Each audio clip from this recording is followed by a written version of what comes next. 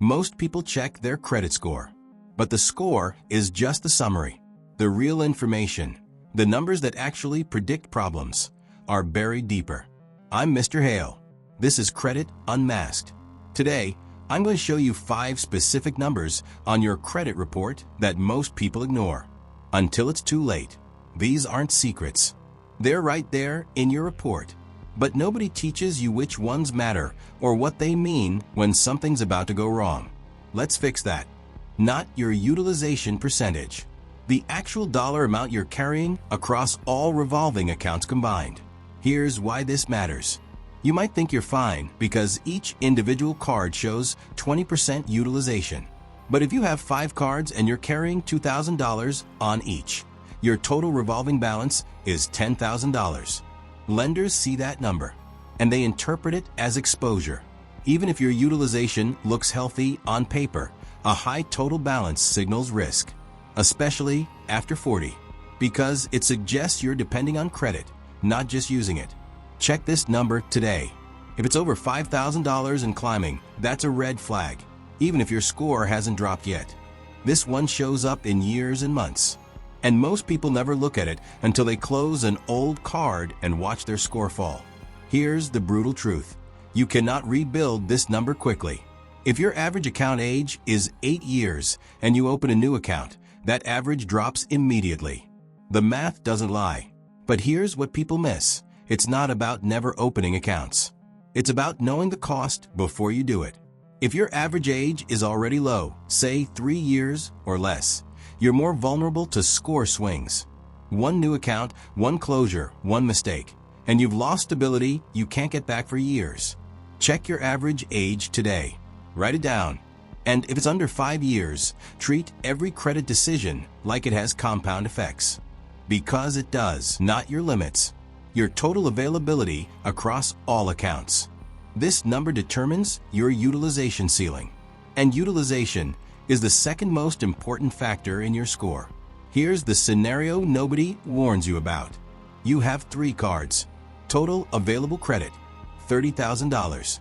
You're using $3,000. That's 10% utilization. Everything looks great.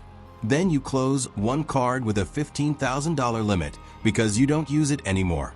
Now your total available credit is $15,000. You're still using $3,000. But your utilization just jumped to 20%. Your score drops, and you have no idea why.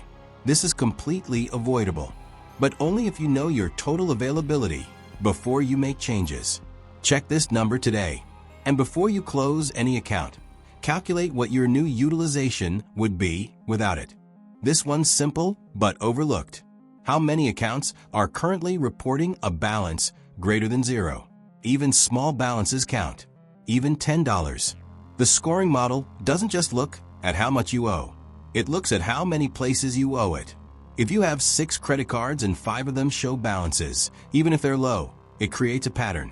It suggests you're spreading debt instead of managing it. The optimal number? 1 or 2 accounts with balances. Ideally, balances you pay in full every month.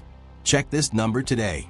If more than half your accounts are carrying balances, that's a structural issue, not a temporary one. If you've ever missed a payment, this number exists on your report. And it matters more than you think. It's not just about whether you have late payments.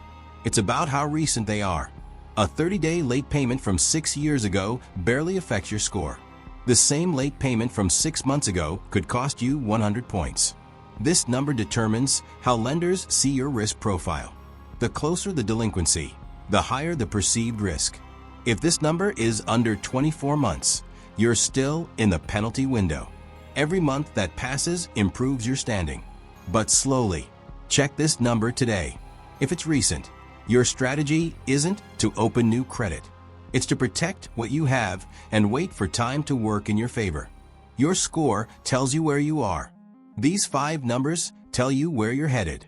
They show trajectory, exposure, vulnerability, and here's the key.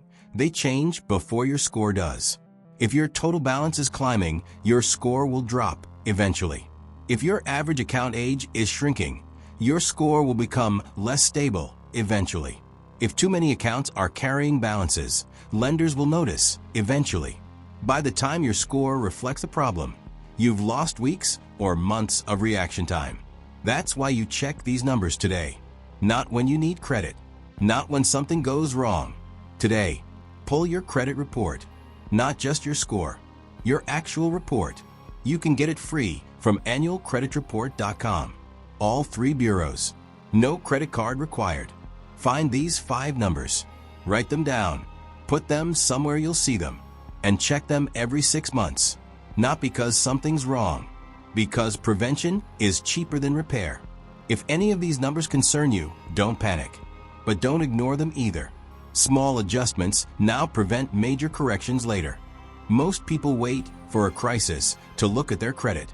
By then, the damage is done. The system doesn't reward ignorance, but it does reward awareness. If you want more breakdowns like this, clear, specific, and focused on what actually matters, subscribe to Credit Unmasked. This is where credit gets explained, not sold. And leave a comment. Which of these 5 numbers surprised you most? Or is there a 6th number you think people should be tracking? I read every comment, and future episodes are built from them. Because the numbers don't lie, but they also don't explain themselves. That's what we're here for.